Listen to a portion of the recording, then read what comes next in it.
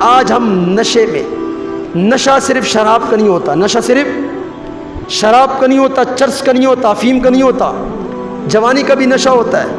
بندہ جب شراب پیتا ہے اسے کوئی بات سمجھ میں نہیں آتا، بندہ جب مال اور دنیا کی زندگی، رات اور اطمینان اور مال دولت اور بینک بیلنس اور دنیا کے سکون کے نشے میں ہوتا ہے، اسے بھی حق بات سمجھ میں نہیں آتی ہے۔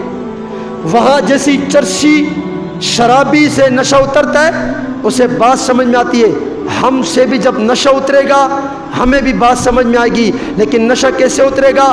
اسرائیل آ کر ہمارے نشے کو اتار دے گا، پر مار کر، ہماری روح کو کھینچ کر ہمارے نشے کو اتار دے گا۔ نشے سے نکل آؤ، نشے سے باہر آؤ، ابھی وقت ہے، نشے سے باہر آؤ۔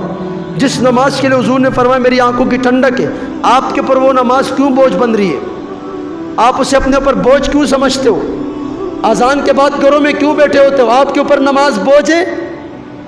آپ اذان کی آواز سنتے ہو تو آپ کا چہرہ متغیر ہو جاتا ہے، آپ کے اوپر عجیب کیفیت آتی ہے، بھاگنے کا سوچتے ہو، کام کاج ڈھونڈتے ہو، آپ کے اوپر نماز بوجھ بن رہی ہے۔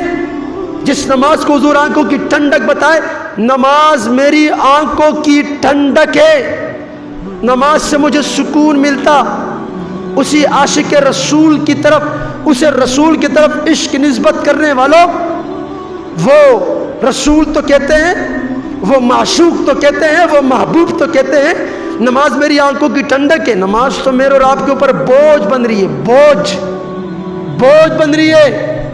خدا کی قسم نماز میرے اور آپ کے اوپر بوجھ نہیں ہوتا، آج ہماری مسلمانوں کی مسجدیں فجر میں آباد ہوتی،